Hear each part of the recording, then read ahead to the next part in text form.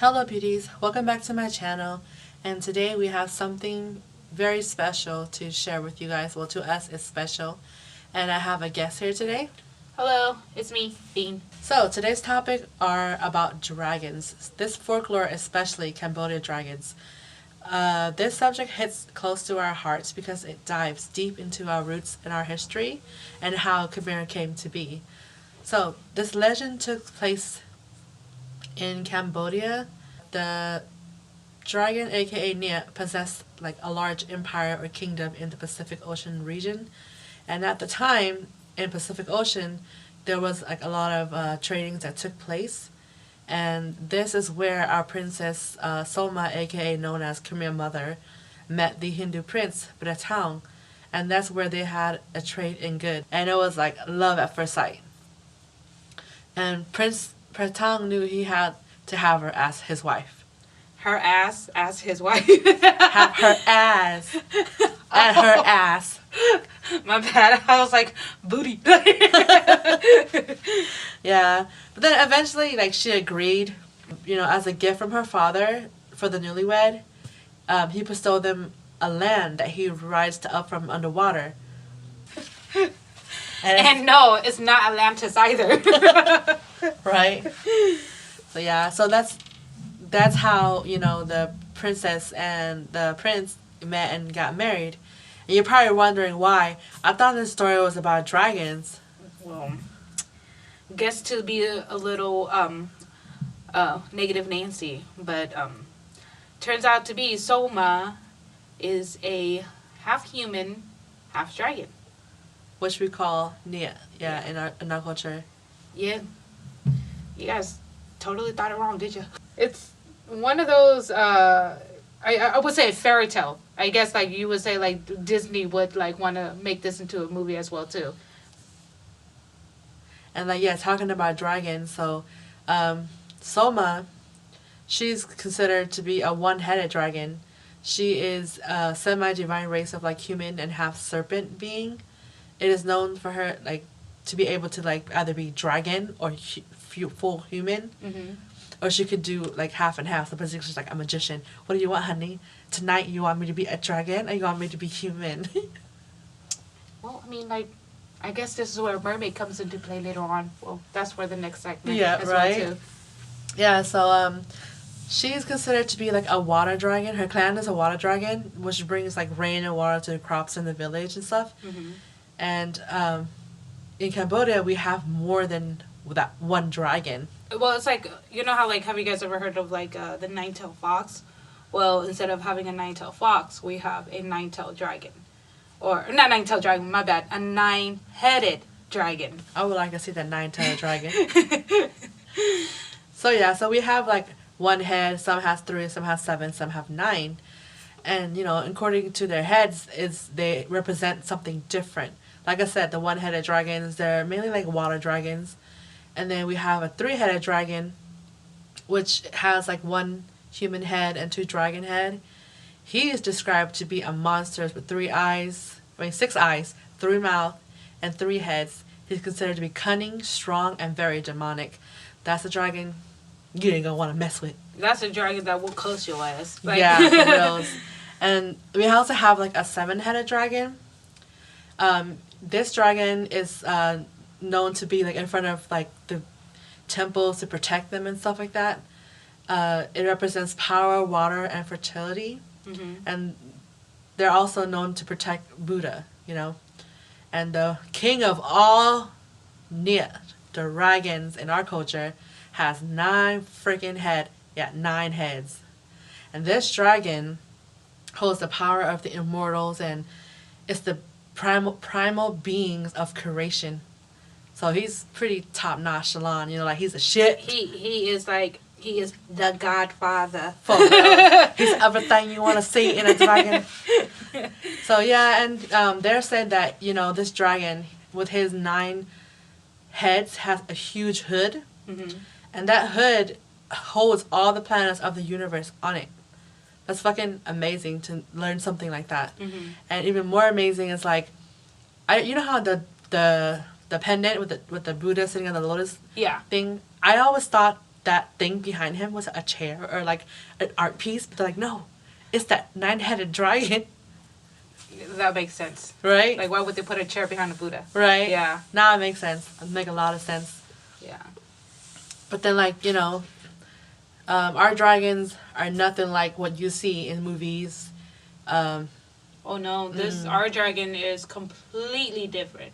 Cause like, I mean, if you're Western, you're picturing like a dragon with long neck, with big wings and breathing fire, and then you'll picture like the Chinese dragon where like they don't have wings, they're just floating around with like horns, antlers as horns.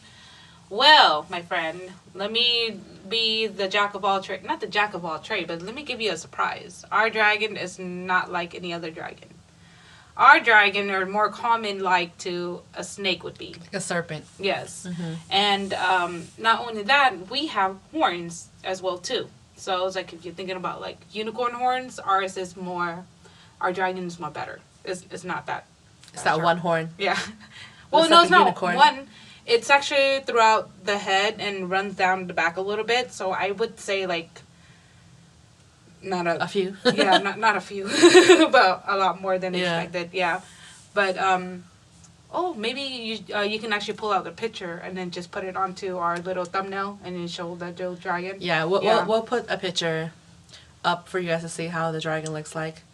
Yeah, and then they have no arms, no legs. Oh no, none. They look just like a giant snake, basically.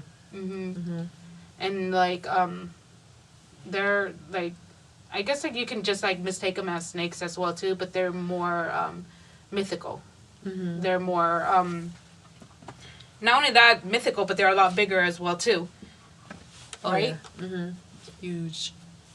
I guess like diving into this type of history topic and subject, I guess we figure out like how Cambodia actually came to be. That's pretty surprising how the culture came up as well too. And to top it off, like it was pretty surprising to see where the root of this all is at. And so like one of the questions that I also had in mind was like, if this dragon is very like mythical, is it immortal? Is it mortal? Or is it like, yeah, or if it's like you know how like the Phoenix War, like it turns into ashes and then it comes back as a baby and keep reborning and stuff. Yeah. And so like looking into more, like the story said that I guess one of the god got like pretty clumsy and spilt one I would say a potion. It's online, it says a nectar, but we can just say it's potion, right? And it fell down from the sky. It rained down. It went on leaves and grass, and then like a snake slithered up and just like, oh, what is this? Water? Lick. And then from there, it became this magical being as we know as a dragon. Or they also said that because of the potion, because they licked it, that's why our dragons has a split tongue, because the potion's so strong it just slits right through their tongue. Yeah. And it gave him like what magic powers and Yep. not magic power, like divine powers. You could say that because like in our culture, like our dragon conquer water. So like, and not only that, we as like a human being needs water, and we kind of worship water as well too. So like that makes sense. The divine power. So like we believe the Niet like slash dragons, that we call our dragon Niet, are very powerful supernatural characters that you cannot disrespect them, because if you disrespect them, they will curse you. That's where the 3-headed dragon comes from. Like they will come for your ass. Demonic, yes. He's cunning, so he's like, oh, you want to disrespect me? You got the nerve? And he comes out like a mafia. Yeah. Like, oh, I'm gonna come get you. It kind of like remind me of like going back to like how App would like spit into your food or curse you. So like that's like what I would picture and portray, like not vengeance or like a spiteful dragon would be, but then like it's just a matter of respect. If they feel like they're being disrespected in some type of way, then they'll come for you, or basically won't give you water for your crops. Yeah. Yeah. Yeah, they also said that they are like, Reminiscence. yeah, that word of shaman. Mm-hmm. So I mean, like, the nectar helped. I mean, yeah, gave them some superpowers. yeah. Mighty So, Morphin Ninjas. so like, I was just like thinking, like, when they say like shaman, like for a moment, like, because we do have a friend that, like, you know, her father is a shaman, and just to let you know, our friend, she's Hmong, and her father, um, I guess, is like a shaman in her little family. And she was mentioning about like how like they sit on a bench and then like they ride with their guardians. I guess it's a dragon and A tiger. A tiger. You know, talking about that, you know how like tigers Mm-hmm.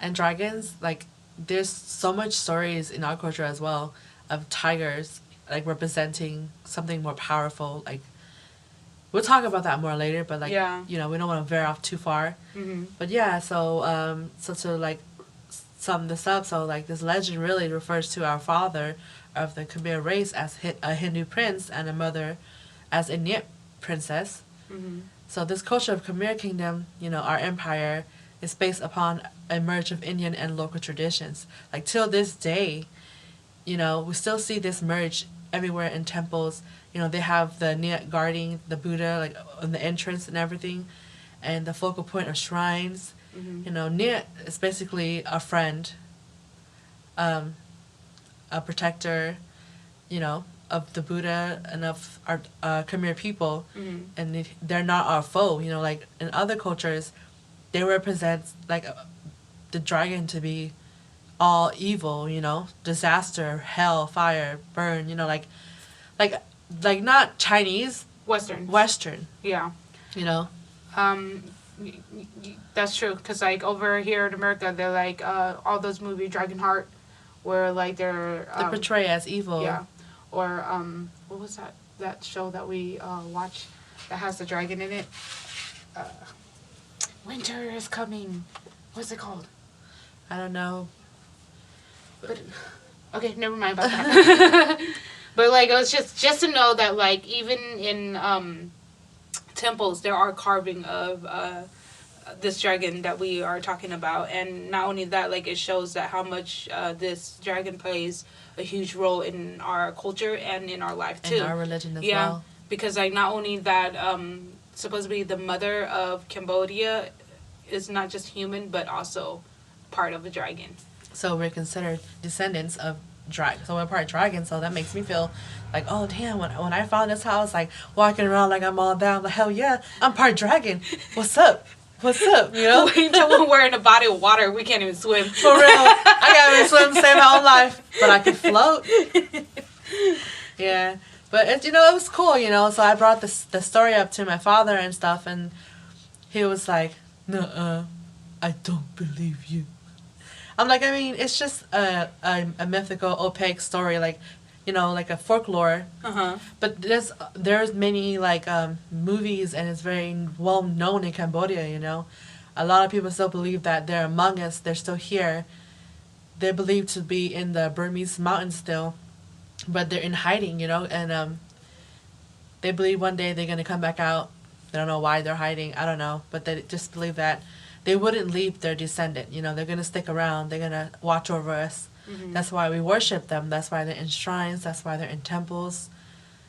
That's why they're known to be as our guardians, and in legends. Not it goes like, if you go into like into some temples, especially like those very old ones, where you see carvings of dragons or snake-like dragons, you'll see stories beyond stories about this dragon and what good deed it did for us and how much it helped us as well. Yeah, there's a lot of stories about them, how they, you know, protects the Buddha when they go up and do meditation, and like even I heard about the 9-headed dragon. It's like the protector of Vishnu? Vishnu, yeah, because it basically like they say it sings Vishnu's name all the time, and it lays around him. It's like his friend, protector, mainly him. Mm-hmm. which is pretty cool. Yeah, so like you know how like we were saying like how like Ploung is a Hindu prince. Yeah. So like just to clarify this, like our culture is based on some Hindu as well too. Like we have a mixture from them. We originated our religion from them. Yeah. The basically the prince, he brought it to our land, to the land. Cause no, he did a trade with Sama. That's yeah. So he's like, I'm gonna have some half freaking dragon babies, and I'm gonna teach you some Buddhism. Yeah. And he became one of the Buddha, right? Yeah. Later on, he became also a Buddha because he just felt like he had to do it. You know, and it's pretty cool. You know, like. You know how like they say like dragons are like among us, and like how they since they drink the nectar of life. So like this is one of those thoughts, random thoughts I just have right now. Like, what if like Soma is still alive and she find a way to make her husband stay alive, and then like he became like basically like, or he can't be immortal, so instead of becoming mortal, he do good deeds until he reached enlightenment, became God in her and him. You know, like, when you talk about that, one of those. Can I tell you a story? What? So, you know, Angkor Wat Uh-huh. is a temple that they built because the king believed that in his afterlife, that is where he's gonna be. That is his heaven. Mm-hmm. So I believe like they built it to be the most massive, most greatest. It's literally sitting on water. Mm-hmm. Okay, that massive Floating temple. You Yeah. know. Then that's the reason why like they did all that, because the king was like, oh, I'm gonna pass on, I'm gonna do a good deed, I'm gonna do this, and I believe that my heaven is this place. So And- heaven is Cambodia, guys. Go visit. Well, his heaven, you know, it's probably like, you know how like how you said, like there's other things around us, Yeah. but then there's dimensions that we don't see. Yeah. So like, what if he's there, you know, in his dimension, you know? Oh man, that topic just we're going in deep. I'm just saying, right? Yeah, you know, yeah, yeah. you know what I'm saying? It's Yeah. like, yeah. And just, like I said, you know, all the dragons are there, and like it makes sense because his wife was A dragon. a dragon. I kind of want to know like what did he do to make her like go for it, like pick him? I mean, she is the princess dragon, you know. Yeah. So I'm like, what trade did you actually trade? Like, You know what? There was this one weird one, but I don't believe it. But who am I to say what I believe or I don't believe? Uh-huh. But there is a story, a different one, that said that he shot his magic arrow into her boat to make her fearful and agreed to marry him. But like you think about like, cause when you're saying that, but then at the same time, like her father is the king of the ocean. He can actually, like Poseidon, he can make wrath upon water, like just crush his boat. She could still survive. She's half human and half dragon. So like that story kind of like, it kind of does make sense, but it kind of doesn't because she's a princess. I think it was just like the princess already liked him already. She's like, oh, he likes me that much. I was just like, okay, honey, I marry you. No, I think it's just like it's crazy how like the story is like he's a prince, and not only that, he's traveling in water, and then what are the odds of you being out in the ocean and then stumbling upon a beautiful person, let alone a princess, you know? So like I guess like you can kind of say like that's like one of those fate. Yeah. Kinda. Yeah. But then this says she was like also in charge of the trades on her land, on her basically on her village or wherever on her end basically her empires. You know, her father's empire. She is in charge of trades. That was also mentioned. That could be also he probably went to trade as well. So like how cool was that? You know, you can trade with other countries, other cultures, other beings. Yeah. You know. Oh man, that talking about beings, what the hell? No, it blows my mind, you know. Yeah, it really does. And then like the story alone already, like you're thinking like, oh, like how Cambodia came into a nation. You're thinking like, oh, maybe like this land fought this land, and that's the reason why this land took over this land. But like we're looking online. It's like, well, it was a Hindu prince that fell in love with the princess. Yes. And then talking about that too, like I asked an elder of the story, and they're like, no, no, no, you got it all wrong. I'm like, I don't really know the story. I just try to find my best, like, I do my best to research for you guys to put it out there for the generations that don't know. Like, I didn't know. I'm pretty sure a lot of people from my generation don't know about this, you know? And it's actually pretty cool to actually, like, sit there and learn something about your heritage, your culture. Yeah. You know, and it's like, I'm pretty sure a lot of people is familiar with the actual movie, and that's the other version of what happened. Wait, I never seen this. Tell me. You never seen the movie? No. Okay, so like everyone knows this movie. Like my mom talks about it, my dad talks about it. It's like a So they're basing on what they know off from a movie. a movie. Oh, Yes. Off okay. a love story. Okay. Yeah, so it's like so it's like a ploung and Ningniet. So ploung is supposed to be a prince, which yes, he's a prince, but he's a prince with siblings, and he was not the crown prince. Okay. So his father, he basically can see that he had this ego in him, like, I want to be crown prince. I'm gonna take over. I don't care. I'm not crown prince or whatnot, right? So his father's like, he banished him. He's like, you want to rule? Go find your own land to rule. He gave him some soldiers or whatever he needed and told him to leave. So he took off with his soldiers and stuff, and basically they settled in a country called Siam. Siam meaning Thailand. Thailand back in the old days. Yeah, so, the villagers loved him. He helped out. He did whatever he did, and then he basically got the approval of everyone there, and that basically threatened the king. And because of that, the king wanted to banish him, and he's like, well, this is my home. I made a home here. I'm not leaving. And he's like, and that resulted into the fight. And a war. So, like, he had hella soldiers, too. Yeah. And in the story, it said that he won, and he took over Siam, And basically after that, he was, like, sailing out to sea, because he just had a crazy-ass war. He just wanted to just go out, reminisce, relax, whatever. Like, I got my own land to rule over now, you know?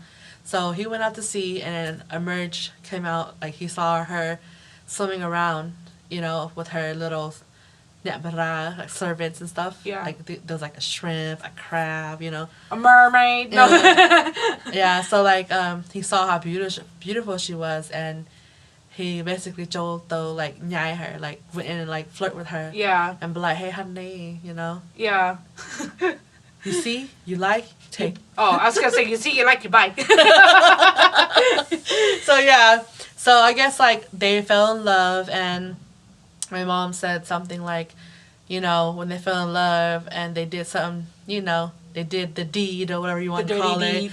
And that rattled the water or whatever, and that made the father knew that something's wrong. So he came looking for his daughter, and he found the guy, and he's like, you're a dragon. He's human. You cannot marry him. You cannot love him. And in return, he took his daughter back, but then he took his claws and he basically took his eyes out. Oh. Well, that's what I was told. So I never watched the movie either. Oh, shit. So, yeah, and then, took her back, and she was so sad, and, she wouldn't eat, she was just this depressed girl, and she begged her mom, she begged her father every day. She went on this starvation diet, talking about she'd rather die, and she can't be with him. Yeah. And eventually, because they couldn't let ploung live underwater because he has so much, like, power or whatever, like, he's strong, like, back then they have all this, like, not power, but, like, how, but, like, da cha and stuff, like, they have all these, like, fighting power. Like a shaman, right? Yeah, kind of like that. He couldn't stay underwater with them because his power was so strong, where it made all the fish and all the dragons or whatever, like, it's like continual earthquake. Inside the water. Inside the water. So they had to make him leave, and in return he had told his daughter, like, I'm going to strip you of all of your powers. You're going to be human, and you're going to go with him. And you're going to live with him. Because you can't stay here. And he basically let go of his daughter so she could be happy with him. And in the story, they lived happily in his empire. And they had a son. which is also, I forgot what's his son name. He was the next king of Khmer Empire. Yeah. But yeah, I guess I don't know how he restored his eyes. See, he restored his eyes somehow. I kind of like this story version more because it seems more realistic than how like Soma being like, you know, because we all know she's a dragon, or a water dragon especially, and then not only that, like for her to be like on land and still be a half water dragon, half human, and like how she's like a really mystical being and stuff like that kind of makes sense. I believe like the story kind of played with each other, you know, but then I kind of like the movie idea more because it seems more realistic than like, it's kind of like, you know, the whole mermaid, the Little Mermaid, where she had feet and she had no choice but to stay on land. She can't go back into the water. Yeah. If you're still here from start to finish, that must mean you guys like the story. And if you guys like my story, please don't forget to like and subscribe and comment. Let us know what you want us to talk about next. It don't have to be just like our culture wise. It can be like other people culture as well. I mean, something interesting. Yeah. Anything. It took a long time trying to research this, try to give you guys best of what we could present. And I really appreciate you guys, you know, staying with us through this whole video. And thank you guys for being here. And until next time. All right, guys. Bye. Bye-bye.